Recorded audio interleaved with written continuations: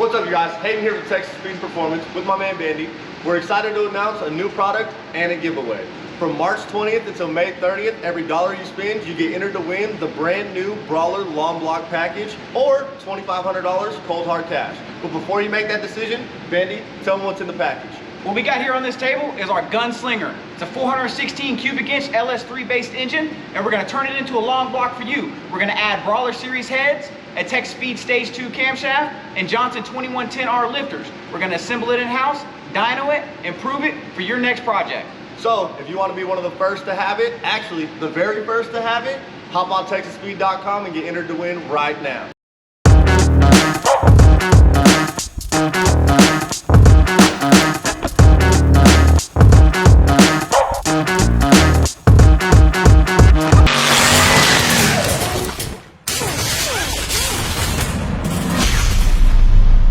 Day 13 of the build series.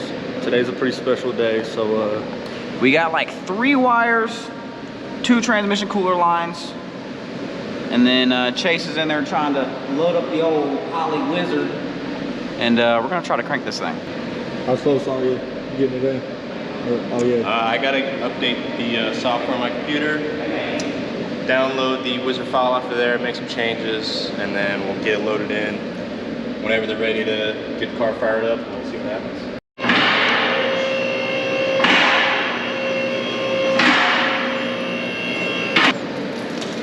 We got a leak.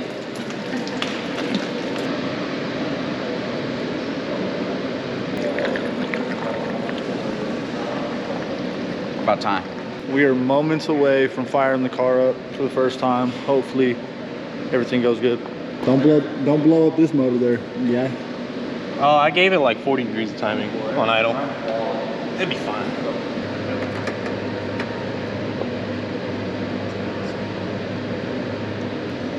Done, successful.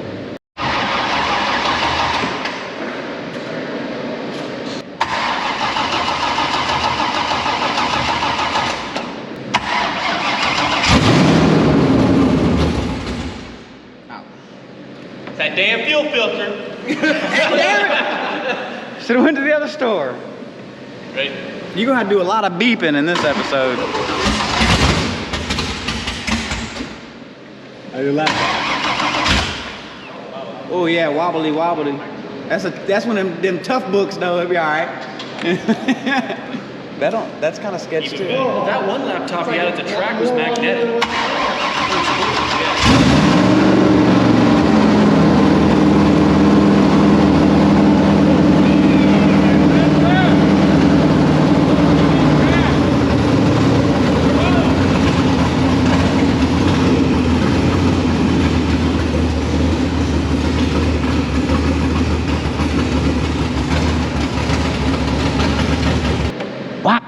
I'm trying to throttle whack already, bro. You know what I'm saying? I wanted to do it so bad too, but I had to wait. I was telling myself, dog, you gotta stop. You gotta wait. You ain't your That shit car. sounded good though, didn't it? I was just going like that. Wah! Sounds good though. Turn on, bro. Oh, the mountain. Turn on. We gotta see if the transmission works now. I don't know what to say, bro. I wanna cry. I wanna cry. At least it's made you feel better, but I'm probably just gonna take off work tomorrow and finish this. We got a lot to do. Brown out, I think we call it a day. Yeah. early and relax. But I still just want to clean up all the wiring. I need to install the windshield. I need to adjust the suspension, lower this thing, align it, and then finish hooking up the fans and everything to the switches. Because my switch panel burnt out. Could have been our fault. Who knows? It needs to not be approved. Amazon special. That's how we're just gonna say that. Yeah, it was Amazon. Come on, man. Is what it is. And since I don't think people, well, we kind of told the people a little bit what you did to your car, but now that the motor's going back in, what exactly was the problem? What did we do while it was out? So when I put the motor together, about 6 or 7 months ago, I forgot to put Loctite on the flex plate bolt. So one of them came loose. It was knocking. We thought it was the motor, but it was just a bolt. But we already had the motor out, so we were refreshing it. Now we're ready for Saturday. Stay tuned.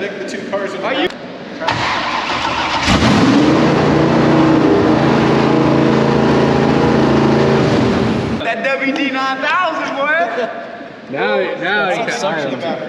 Yep. Yeah.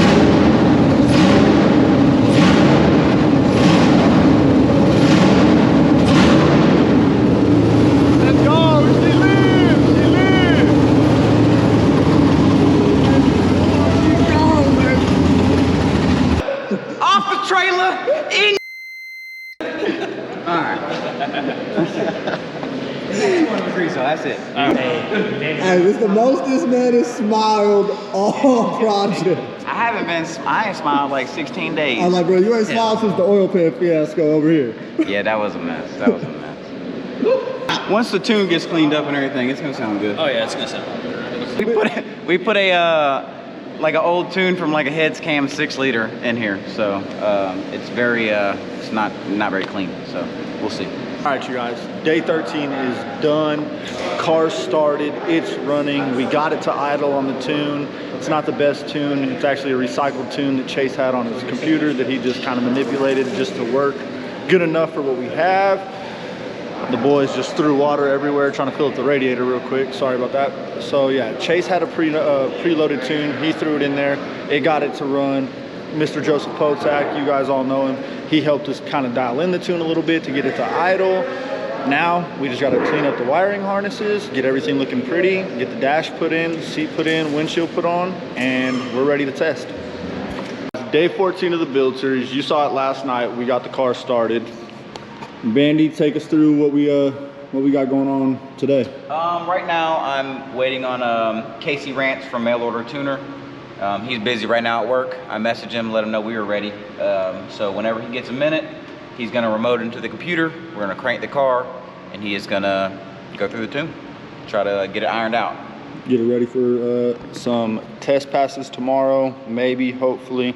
But if anything, we'll be ready for Saturday at the track. Everything's looking good. We're excited. As long as FedEx shows up with the stuff that we need. We're still trying to clean up wiring and get everything running. But right now we got Casey Rants, AKA Mail Order Tuner, on remote right now. So he's looking over the tune. Well, he called me.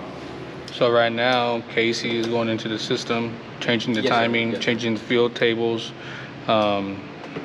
If you see right here, this is all the field table that he's doing. So he's gonna be switching all this up.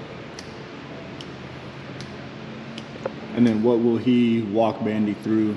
So pretty much we're gonna turn it on, get a baseline tune. From there, he'll look at the log again. And then from there, he'll make his changes with the field table. And then from again, like I said, turn it off, turn it back on, get on the gas, see what it says on the fuel table. And then pretty much he's gonna be messing with the fuel. Fuel and timing. So will we do anything with the nitrous today at all, or? We might not. So then we'll do. So we might wait on the nitrous until after this weekend's race. Okay. Unless this thing is really a turd, then we'll figure out some way to use the nitrous. And you can do that trackside with your capabilities, what you do. Because you do tune your own car? Mm-hmm. Yes, cable drive.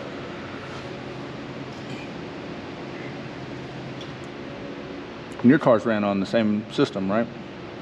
This is a Terminator, so it's a, I'm not gonna say a cheaper version, but it's a smaller version of my Dominator that I use. Oh, okay. It just gives us less inputs and outputs. So I mean, could he run the shock sensors and everything that you just put on? Not or on no? this. No, Okay. not on the Terminator, unless he buys like the adapter harness to get more inputs and outputs. Okay. If that one. Here. Got it? Okay. All right, screwdriver's ready by the fire, please. Cameraman, coming in clutch. Stand by, firing.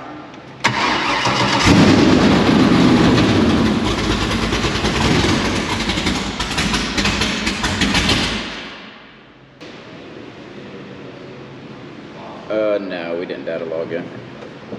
It was one thing we were noticing last night that like the air fuel, we were assuming because it was either lean or rich, it was just kind of stalling at 13.8. So maybe the wideband sensor is possibly not good, but usually I see him do it.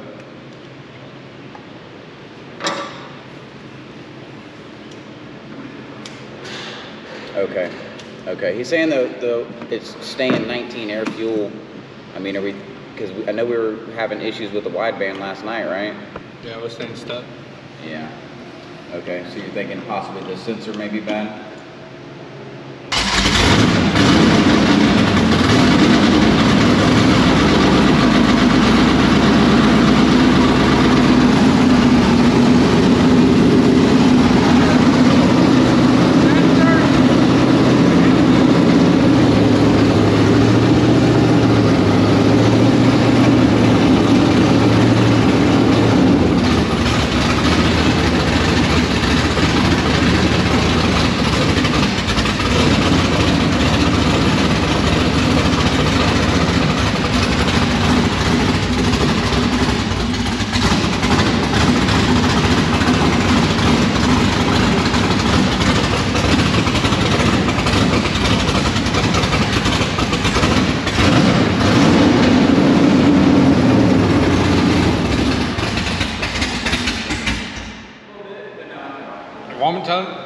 Do you want me to go up on the idle? He's trying to clean it up, but he's having issues with the car running way too lean. So Holly's trying to add like 40% fuel, and he's not getting it to clean up. We have a really old wideband sensor in here.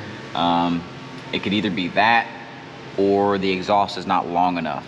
So I'm going to take these little 90s off. I'm going to throw the white pipe on there that the car came with, and see if we can get the O2 to read correctly. If not, then no, O2, the wideband to read correctly, and then if not, then we'll probably try to get a wideband sensor. So we'll see.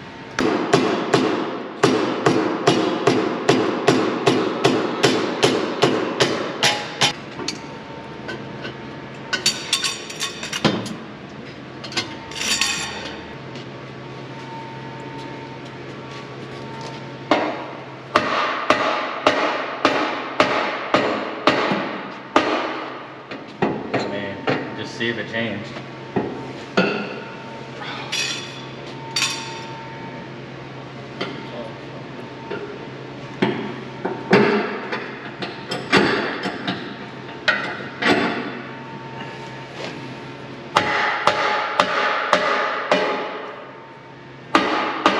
So right now the O2 sensor wasn't reading right.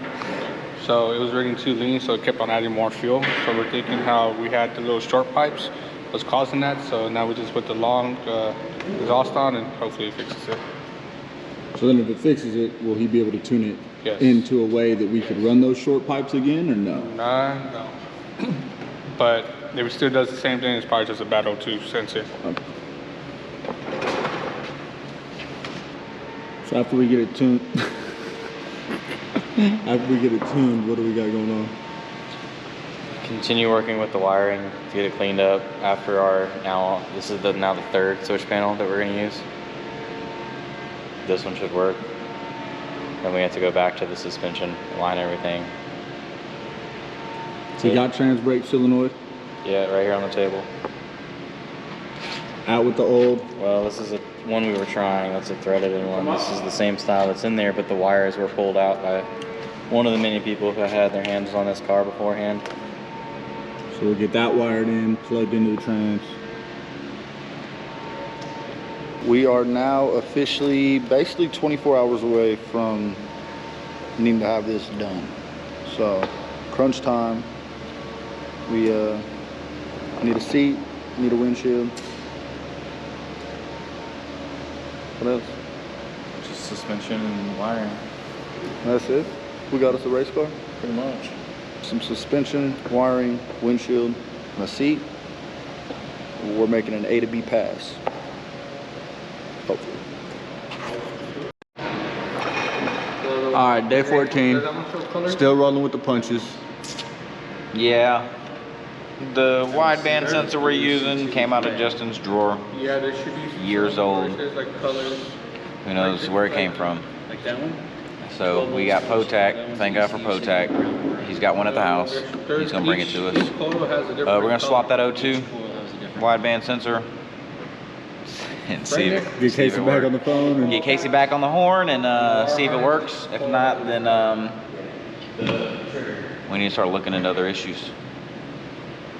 I don't know. That's 5% always takes 90% of the time. That's where we're at. And we have 10% of the time to do that 90% of the work. Yeah. we got a good group of guys. We're gonna make it. We're gonna make it. Hey, I'll work on this thing until the race starts on Saturday, hoping it goes. We'll see. We got no quit in us. So a couple of the guys, Justin and Jared, they're about to get Justin's motor put back in while we wait for Potac on this side. They're to get some wiring stuff done. Show you what Nick's working on real quick. So tell us what happened yesterday. Our Amazon switch panel spontaneously combusted when we first tried to use it. So we wired it to the factory ignition switch to get the car running so far. That's what mine looks like. And then we were given this beautiful switch panel that we should have been using from the beginning. Well, right now the Purge is on this button that we think we're going to use for the trans brake. Yeah, dude. Every time I initialize the Holly, The sensor like, reads something the different. sensor reads something completely different. Like it was 15.4, now it's 11.2. And Casey's saying it was 20. Hey, what did you just get done? A functioning switch panel. Third one that you've wired in. This one works. Well, the factory key worked too, but this one we actually have ignition. And when it's all started, electric fan comes on. The accessory here is for arming the nitrous. And that's all we really have right now. The reason why we didn't want to do it through the key switch is because after this race, when I got some more money, when I get my money back up, we're gonna pull this column out in the steering wheel and get like a motion column and steering wheel and get rid of this factory junk. That's why we were trying to wire everything up the correct way, so I wouldn't have to take it back off, which we've had to do anyways. 3 times. So. Well, Nick has. Yeah, Nick has. Yeah, Nick's got me. Nick's got me. Now what? We need a trans brake button. What if we use the horn button? I'm sure we can find it. Did you actually do that? Yeah, it's just a button. It's just connecting power. You just have to find, just like we did the factory ignition switch, find the wire coming to and from that one switch. Because we don't really have anywhere to mount like a button like this. So unless he's sitting there holding it. But now you can actually do it like a legitimate. Well, yeah, I race mean, wheel. especially right here on this Camaro, the horn button is right here on the wheel. You could easily. You could use both your thumbs like a drill. But you got 2 buttons. You can trans brake and bump in on this one. I mean, we're not quite sure if this is supposed to be like this, but this is a wideband that we talked about coming out of Justin's toolbox, all right? And it's like every single wire's spliced, and then these two are just connected together. I'm really not sure. Let's see what Potac said. Maybe he says he doesn't know either, so. We got the car up on the lift. We just compressed the rear end and put that up front to keep the car from falling off of the lift. But we just compressed the rear end and double check the pinion angle. And then once we get it back down on the ground, we're gonna adjust the control arms and the panhard bar and stuff to try to get the rear end straight, centered. And then At that point, we're gonna lower the front end, the coilovers on the front, and then we're gonna have to adjust the toe and stuff like that. So I got some toe plates as well we can use. So we're just doing kind of a garage line alignment.